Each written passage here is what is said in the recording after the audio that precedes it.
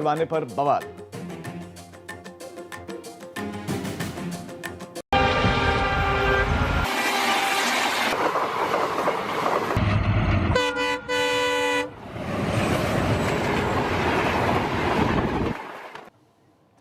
चलिए बुलेटिन की शुरुआत करते हैं अच्छी खबर से। लॉकडाउन में जो लोग पिछले करीब 1.5 महीने से फंसे हुए हैं, जो अपने घर लौटना चाहते हैं, वो कल से ट्रेन के जरिए यात्रा कर सकते हैं। भारतीय रेलवे कल यानी कि 12 मई से ऐसे ही 15 शहरों में ट्रेनें चलाने जा रहा है जहां पर कोरोना का खतरा थोड़ा कम है। रेल मंत्रालय ने इसे लेकर एक विस्तृत योजना भी बनाई है। शुरुआत में कम संख्या में ही ट्रेनों का संचालन किया जाएगा। इस दौरान लोगों के स्वास्थ्य और कोरोना संक्रमण की जांच की भी जाएगी। केवल कंफर्म टिकट वाले यात्रियों को ही स्टेशन में प्रवेश की अनुमति होगी। ये सभी ट्रेन स्पेशल ट्रेन होंगी जिन्हें नई दिल्ली से देश के अलग अलग 15 हिस्सों में चलाया जाएगा। दिल्ली, मुंबई, रांची और पटना के लिए स्पेशल ट्रेन चलाने की तैयारी है। रिजर्वेशन के लिए बुकिंग आज शाम 4 बजे से शुरू हो जाएगी, तो ये वक्त आप नोट कर लीजिए। आज शाम 4 बजे से बुकिंग शुरू हो जाएगी। बुकिंग सिर्फ IRCTC की वेबसाइट के जरिए ही की जा सकेगी। स्टेशन पर टिकट बुकिंग खिड़की बंद रहेगी। प्लेटफॉर्म टिकट समेत कोई काउंटर टिकट जारी नहीं करेगा। सिर्फ ऑनलाइन IRCTC से ही, वेबसाइट से ही आप टिकट बुक करवा पाएंगे।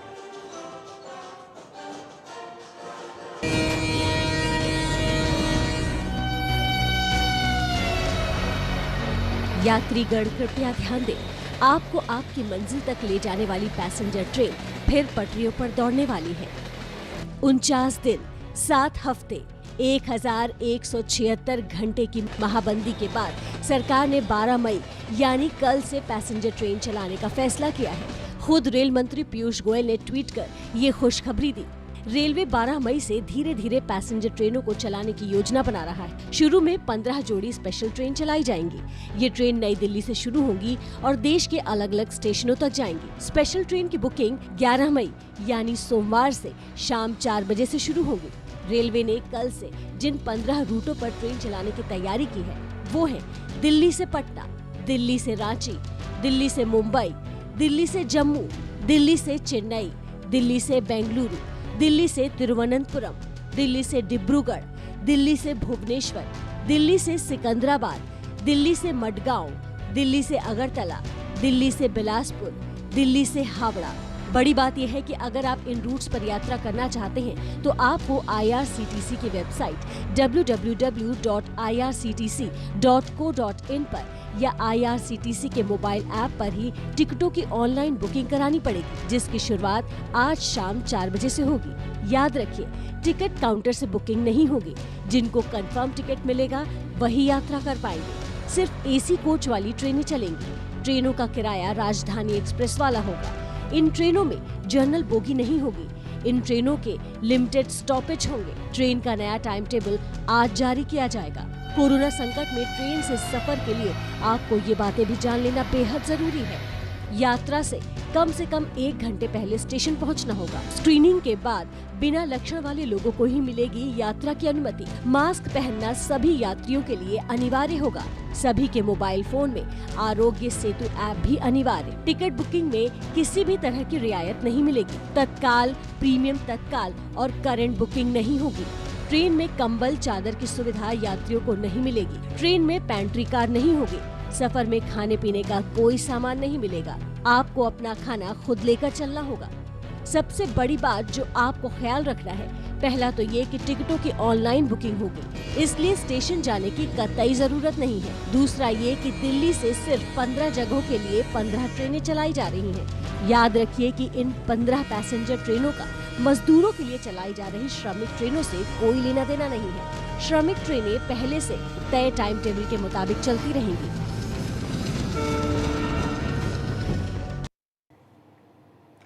तो पटरी पर ट्रेन के लौटने से लोगों की जिंदगी भी पटरी पर लौट सकती है। जो अपने अपने शहरों को जाना चाहते हैं उनके लिए राहत भरी खबर है। कल से विशेष ट्रेनें चलने वाली हैं और आज शाम से आप बुक करवा सकते हैं IRCTC की वेबसाइट पर जाकर।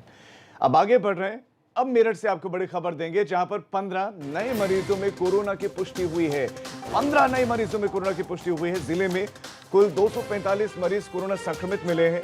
अब तक 14 मरीजों की कोरोना के चलते मौत हो गई है। 14 मरीजों ने दम तोड़ दिया है।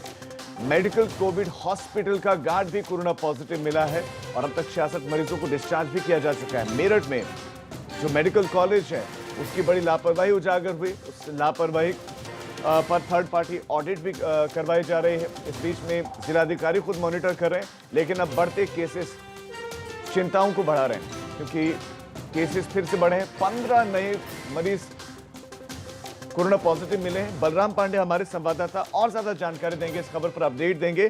बलराम, दर्शकों को बताएं 15 मरीजों के बारे में। राजीव, ये जो रिपोर्ट आई है ये लगभग 155 सैंपल्स भेजे गए थे जांच के लिए, जिसमें से 15 पॉजिटिव पेशेंट पाए गए हैं। अगर हम बात करें 15 पॉजिटिव पेशेंट की, तो जिसमें से 5 जो है वो पॉजिटिव पेशेंट पाए गए हैं रविंद्रपुरी से। ये कांटेक्ट के हैं। एक पॉजिटिव पेशेंट था, उसके संपर्क में ये लोग आए थे जिनको क्वारंटीन किया गया था। इन सैंपल भेजे गए थे जांच के लिए और जो रिपोर्ट आई है वो 5 लोगों की पॉजिटिव आई है। इसके अलावा 9 लोगों की जो पॉजिटिव रिपोर्ट आई है वो आई है साफीर गेट से, तो और वो भी कांटेक्ट के ही हैं। वो भी एक कांटेक्ट जो पॉजिटिव पेशेंट था उसके संपर्क में रहे हैं और इनकी रिपोर्ट जो सैंपल भेजे गए थे उसमें 9 लोगों के पॉजिटिव रिपोर्ट आए हैं। लेकिन सबसे चौंकाने वाली बात यह है राजीव, एक जो मेडिकल के कोविड हॉस्पिटल का के वार्ड का जो गार्ड था वो भी पॉजिटिव पाया गया है, क्योंकि सस्पेक्टेड था, इसीलिए उसको क्वारंटीन किया गया था और सैंपल जांच के लिए भेजे गए थे। और जब उसकी रिपोर्ट आई है कल, तो वो भी पॉजिटिव पाया गया है। तो कुल मिला के ये कहा जाए कि 15 लोग पॉजिटिव पाए गए हैं और कल एक की मौत भी हो गई है कोरोना के उपचार के दौरान। तो कहीं ना कहीं अब आंकड़ा भी लगातार बढ़ रहा है और जो मौत का आंकड़ा है वो धीरे धीरे बढ़ रहा है। और मेरठ में यही वजह है कि शुरू से ही रेड जोन में रहा है, लेकिन आज तक हालात अगर कहा जाए मेरठ के, तो वो सुधरने का नाम नहीं ले रहे हैं। यही वजह है कि आज मेरठ हॉट स्पॉट की संख्या 51 हो चुकी है। 11 से शुरुआत हुई थी, जब सरकार ने हॉट स्पॉट चिन्हित किए थे तो हॉट स्पॉट मेरठ में 11 थे, लेकिन आज की डेट में 51 हॉट स्पॉट हो गए हैं। ये बहुत चिंताजनक बात है। बिल्कुल 245 हो गया है और जो मौत का आंकड़ा है वो 14 हो गया है।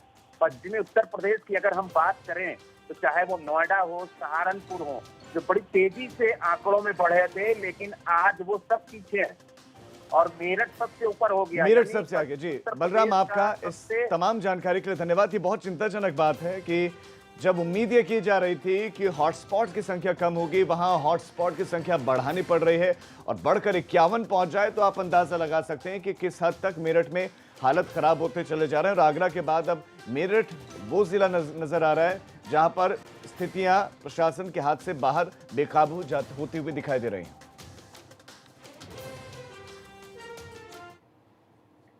अब बड़ी खबर आपको देंगे प्रयागराज से, जहां पर एक और कोरोना का पॉजिटिव मरीज मिला है।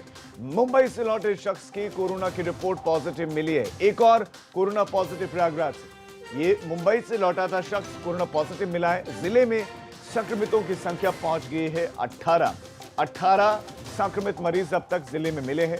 एक की मौत हो गई है, जबकि 4 लोग अब तक डिस्चार्ज होकर घर भी जा चुके हैं, वो ठीक हो गए हैं।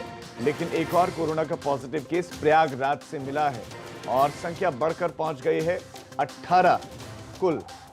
और खासकर जो लोग बाहर से आ रहे हैं, दूसरे राज्यों से आ रहे हैं, जो ट्रैवल करके आ रहे हैं, जिनकी ट्रैवल हिस्ट्री है, वो अपने साथ कोरोना लेकर आ रहे हैं। और प्रयागराज में भी जो पहले केसेस आए थे वो भी बाहर से आए थे, महाराष्ट्र से आए थे, कोरोना पॉजिटिव मिले और अब 18 ये आंकड़ा पहुंच गया।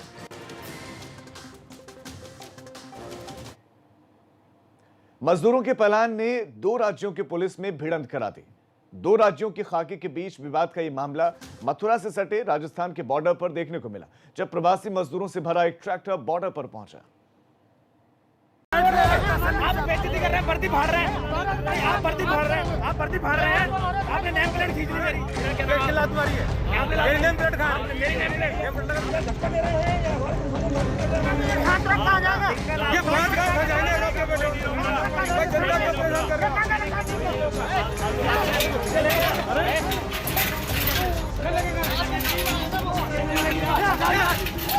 दोनों के बदन पर खाकी है, दोनों सरकारी आदेशों की बंदिशों से बंधे हैं। दोनों अपने आकाओं के हुक्म की तामीली कर रहे हैं।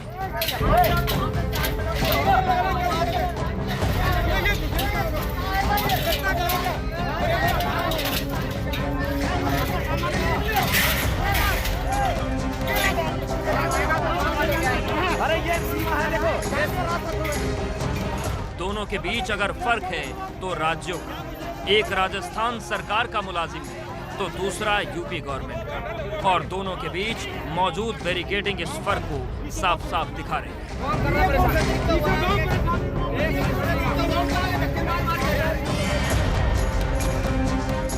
लेकिन ये दोनों स्टेट की पुलिस के बीच ये नोकझोंक इस बैरिकेडिंग को लगाने या हटाने की वजह से नहीं है, बल्कि कोरोना काल में जिम्मेदारियों के बोझ को आगे सरकाने की है। जी हाँ, राजस्थान में फंसे रह गए यूपी के कुछ मजदूरों को वहां की सरकार रखना नहीं चाहती, तो वहीं यूपी पुलिस उन्हें बिना हुक्मरानों के राज्य में प्रवेश नहीं करा सकती।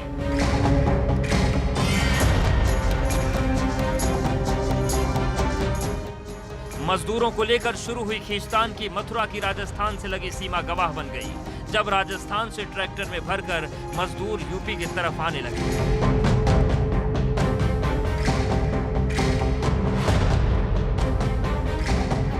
तो यूपी पुलिस ने उन्हें प्रवेश से रोक दिया। इस पर राजस्थान पुलिस को गुस्सा आ गया और उसके पुलिसकर्मी हाथापाई पर उतर आए, जिसमें यूपी पुलिस के 3 कर्मी घायल हो गए।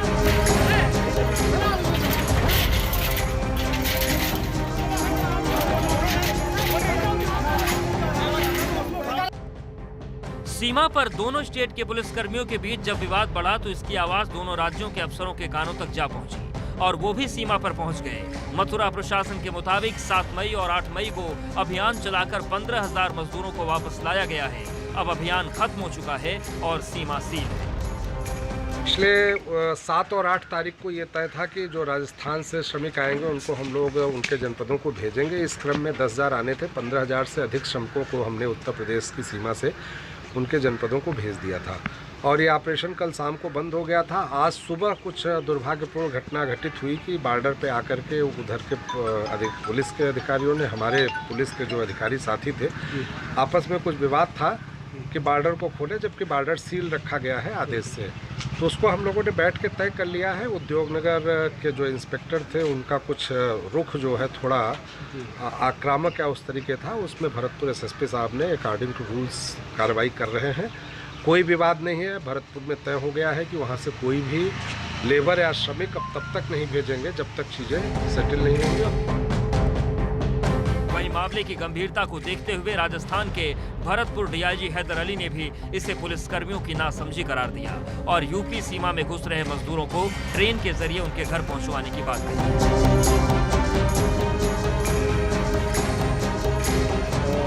कल 3-4 दिन से ये ऑपरेशन चल रहा है और यहाँ से श्रमिकों का आदान प्रदान जारी है। इसमें मथुरा पुलिस हमारा पूरा सहयोग कर रही है।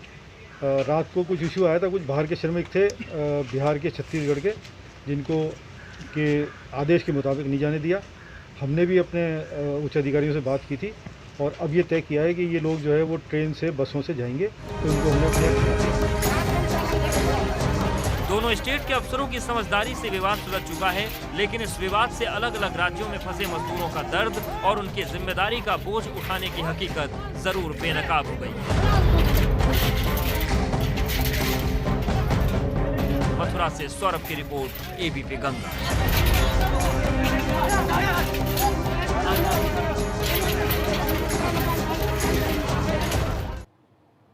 बवाल जालौन झांसी बॉर्डर पर भी देखने को मिला, लेकिन यहां पर बवाल क्या, मजदूरों ने जमकर बवाल किया। पुलिस और प्रवासी मजदूरों के बीच में यहां झड़प हो गई। जालौन झांसी का ये बॉर्डर, जहां पर पुलिस कर्मियों के बीच में और उन लोगों के बीच में अपने घरों को जो जाना चाहते हैं, ये प्रवासी मजदूर हो जिनकी पुलिस से झड़प हुई। बॉर्डर से नहीं निकलने देने पर ये मजदूर उग्र हो गए। नेशनल हाईवे 27 के जालौन झांसी बॉर्डर का मामला है।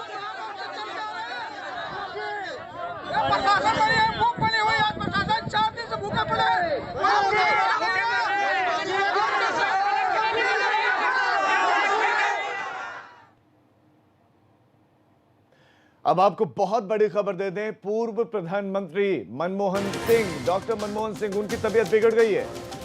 बहुत बड़ी खबर, पूर्व पीएम मनमोहन सिंह की तबीयत बिगड़ गई है और सीने में दर्द की शिकायत के बाद एम्स में भर्ती करवाया गया उन्हें। सपा संरक्षक मुलायम सिंह यादव भी अस्पताल में भर्ती हैं। उन्हें पेट में दर्द की शिकायत है, उसके बाद उन्हें मेदांता अस्पताल में एडमिट करवाया गया है और उससे पहले ही मेदांता अस्पताल से डिस्चार्ज होकर वो अपने घर आए थे और एक बार फिर से वो बीमार हो गए हैं। पूर्व प्रधानमंत्री डॉक्टर मनमोहन सिंह सीने में दर्द की शिकायत के बाद अस्पताल में भर्ती हैं। बहुत बड़ी खबर, एम्स में भर्ती करवाया गया है। 67 वर्षीय डॉक्टर मनमोहन सिंह की तबीयत खराब हो गई है और उन्हें दिल्ली के एम्स में लाया गया है। अविनाश हमारे संवाददाता दिल्ली से इन खबरों पर ज्यादा जानकारी के साथ जुड़ गए। अविनाश, कितने बजे भर्ती करवाया गया पूर्व पीएम को? इस वक्त उनकी तबीयत कैसे है? डॉक्टरों ने बताया कि किस तरह की शिकायत है उन्हें?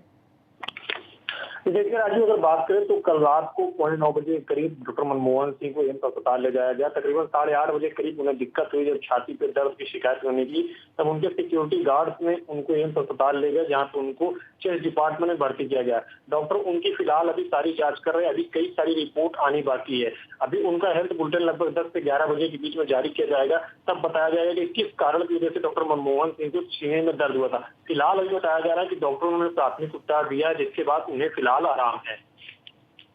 अविनाश, वही बात करें मुलायम सिंह यादव की, वो भी मेदांता अस्पताल में भर्ते हैं, उनके बारे में क्या जानकारी मिल रही है?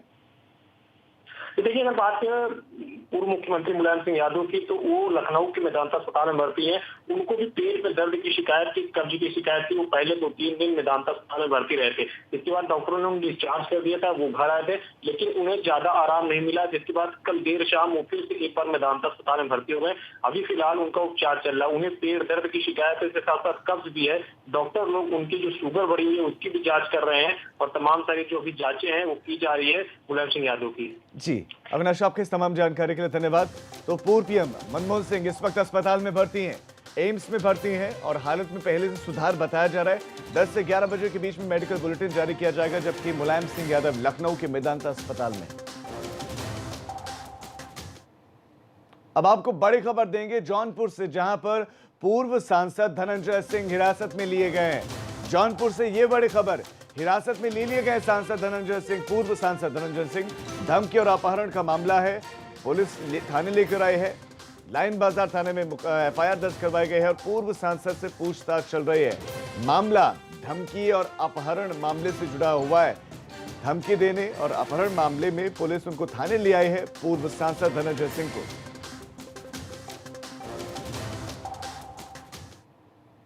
चले फिलहाल वक्त हो चला एक छोटे से ब्रेक का, हम फौरन लौट रहे हैं।